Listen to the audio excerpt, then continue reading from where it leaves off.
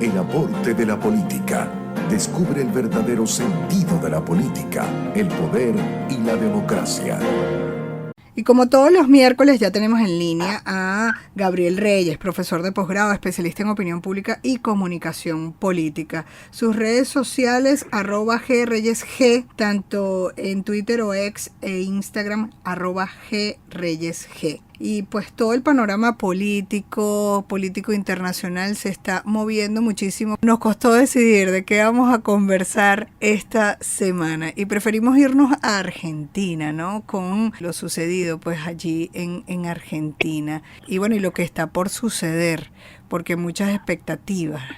A ver, ¿cómo estás, Gabriel? Bienvenido. Hola, Alejandra. Buenos días. Saludo a toda nuestra audiencia de Unión Radio. Que miércoles estamos aquí, en este encuentro. Fíjate, Argentina dio un ejemplo el domingo pasado de participación. Argentina es un país democrático después de haber sobrellevado el tema de la dictadura militar en los 70.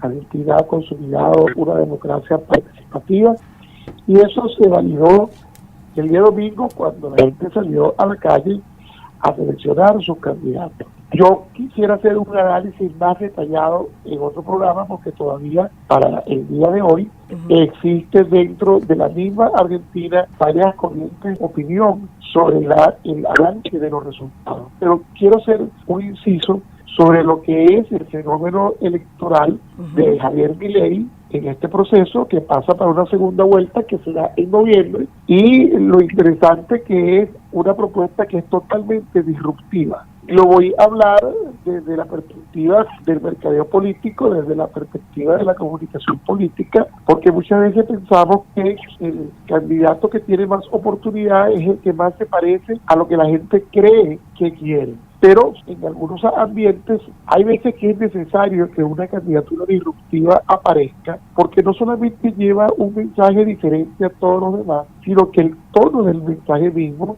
en cuanto a comunicación política, es un tono que rompe con el patrón al que estamos acostumbrados de una retórica formal, de una retórica de político. Como muchas veces tú sabes que la gente dice, hablas como un político. Bueno, este señor no habla como un político. Este señor que no quiere censura en su país, se expresa como se expresa mucha gente del pueblo.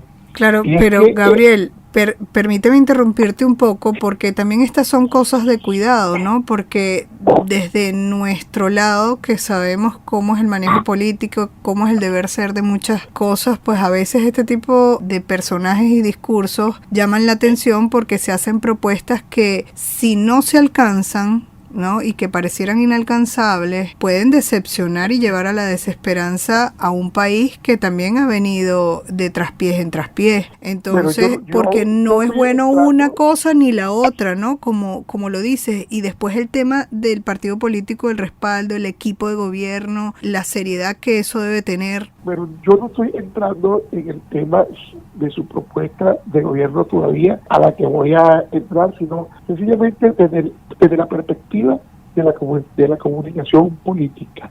Cuando tú escuchas a un candidato referirse como él se refiere, primero al resto del establishment, y ahí se acuña una frase que es que con los mismos no se puede tener una nueva Argentina. Es una frase que caló muchísimo en jóvenes y no tan jóvenes. Y es que este señor es un señor que viene de ser futbolista y rockero, que son precisamente las dos características que más arraigo tienen en la cultura juvenil del argentino, el fútbol y el rock. Y este señor canta en los mítines. A mí no me gusta la voz que el señor tiene, pero canta.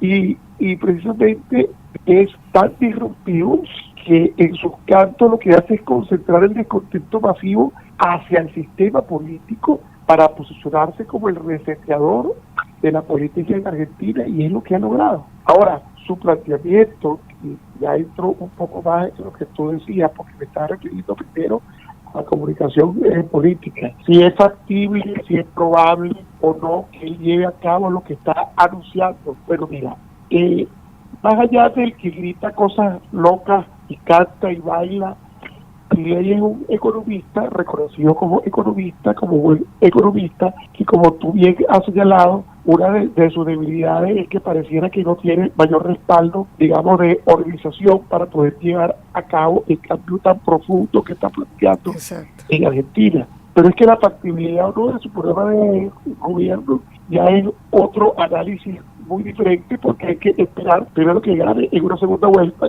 que yo no lo veo tan probable, porque ahora el sistema se cuida a sí mismo y empiezan las alianzas alrededor del otro candidato para lograr salvar el sistema, porque ya no es un tema de que gane él o no gane él, es que se pierda un modus vivendi del político argentino de los últimos 40, 50 años. Sí, Entonces, claro, pero ahí mira, fíjate, también yo te estoy llevando a lo del tema de lo que pueda hacer su plan de gobierno, que eso también tiene que ir acompañado con comunicación política, porque tú no le puedes decir a la gente lo que realmente no vas a hacer, ¿no? Y entonces esperemos no lo esté diciendo de la boca para afuera y haya un plan detrás de todo esto, ¿no? Porque si no también caerías en lo que es una manipulación, y esto me obliga a conectarte con lo sucedido en Ecuador, con el triunfo de Noboa, que si bien tiene un partido político, ADN, en este momento, también podíamos calificarlo independiente, de disruptivo, aunque viene siendo un empresario que debe estar acostumbrado a que el planteamiento que haga tenga resultados, pero esto podría llamarse y pudiéramos generalizarlo como un reseteo de la política en Latinoamérica.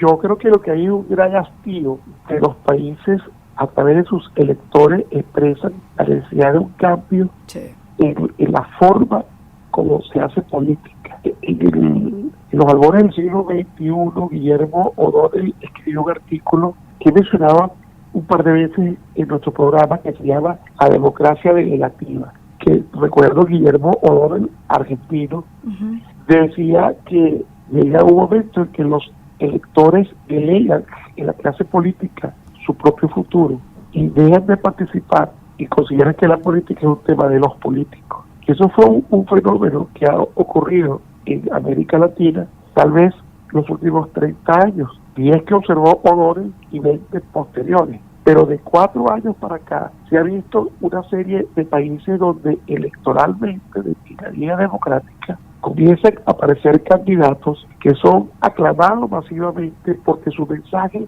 no es contra nuestro candidato. Ni siquiera es a favor de algo en concreto, que tú me digas de que puede hacer su programa de gobierno o no, si Milei dolariza o no, si Milei, o sea, a la gente realmente cree que no le importa tanto eso. La gente lo que está buscando es lo que tú dices, un reseteo del espacio político. Se cansó del mismo mensaje, se cansó de la misma gente. Si después Milei dolariza o no dolariza, si controla la inflación o no, ya se lo exigirán y elegirán a otro después. Pero este candidato viene a ser el que quiebra una forma de hacer política. Y en todos nuestros países está sucediendo eso. Sucedió con Brasil, con Bolsonaro. En Ecuador sucede con empresarios. Pero cuando no hay resultados luego de estas personas, termina también siendo un riesgo, y ese asqueo del que tú hablas de la política a mí me pone a temblar, ¿no? Porque también eso pudiera traer problemas al hecho de que la democracia como sistema político esté en riesgo e implique un retroceso. Nosotros lo hemos dicho en algunas otras entrevistas donde decimos, bueno, la política es de muchísima responsabilidad, incluso mucha más responsabilidad que la de un médico de una vida, porque de ti dependen y tus políticas el beneficio o perjuicio de una gran cantidad de personas. Pero ese no es el tema. El tema es que existe un discurso que está rompiendo con las bases del sistema político de nuestros países. Y pareciera, muchos dicen que es un viraje hacia la derecha, porque está acabando precisamente con el discurso izquierdista redistributivo, de lucha de clases, de planteamiento. O sea, se está creando una nueva corriente de pensamiento que favorece el emprendimiento, el progreso individual, la libertad de mercado, que empieza a ver la inflación como la consecuencia no solamente de las malas políticas, sino del pensamiento político errado. La inflación es el impuesto más costoso que pagan nuestros países. Y el pueblo cada vez se da más cuenta de esto, y ese es el clamor en la Argentina, que tiene una inflación entre las primeras del mundo. El argentino no quiere más inflación y está votando, entre otras cosas, porque piensa que si sigue con lo mismo, la inflación lo va a destruir económicamente. La devaluación en Argentina, bueno, sin tener cifras como otras más conocidas, es importantísima. Y esta mezcla de devaluación e inflación hace que el pueblo argentino prefiera un camino que no conoce, que no sabe si se va a cumplir, que no sabe ni siquiera si la persona por la que está votando tendrá gente que lo respalde para hacer eso, pero está cansada de lo mismo, María Alejandra. Sí, pero a veces esos temas de decisiones emocionales que sabemos que vienen de la política pueden terminar siendo un salto al vacío. Es que detrás de la emoción existe la racionalización, que más racional que Einstein no puede haber nadie. Haciendo siempre lo mismo no puede tener resultados diferentes. Exacto. Entonces aquí se está buscando, y el objetivo precisamente de este programa de hoy era llamar la atención sobre cómo este discurso disruptivo, que es un elemento de la comunicación política, comienza a ser la semilla del cambio en América Latina. Bueno, mucho que discutir y que evaluar y que ver, ¿no? Porque también está ahí el caso de Bukele y lo pudiéramos hablar en otra oportunidad porque ya se nos acabó el tiempo. Gracias, Gabriel, por siempre ser y estar estos miércoles con nosotros y regalarnos este espacio de toda tu sapiencia. Era Gabriel Reyes, profesor de posgrado, especialista en opinión pública y además en comunicación política. Síganlo en sus redes sociales, @greyesg. Muchísimas gracias. Despedimos desde la Gerencia General Juana Bellorín, Armando López y Luis Pérez desde la edición y grabación, Luis Rodríguez desde el control técnico en la coordinación de producción general del Circuito Unión Radio, Jesús Salazar desde la jefatura de producción de Unión Radio 93.7 FM se despide Alexandra Gamboa, Jessica Molina lo hace desde la producción general del programa, desde la redacción de mundour.com en Anzoátegui, Saraí Portillo, la suscrita se despide desde el micrófono María Alejandra Malaver Bellorín, certificado de locución 36.581 y de productor nacional independiente 6.264. Sigan nuestras redes sociales, las de Gente y Ciudad, Twitter, Instagram, TikTok, @Gente y Ciudad ORG. Mis cuentas personales también son iguales en todas las redes, Twitter, Instagram, TikTok y LinkedIn, @Male_Malaver. Pueden escuchar nuestras entrevistas a todos los profesionales, les recuerdo, por todas las plataformas podcast o también en nuestra web genteyciudad.org. Nos despedimos, no sin antes recordarles que el objetivo es convertirnos en el ciudadano que el planeta necesita a partir de nuestra acción individual. La estrategia, dar siempre lo mejor de nosotros.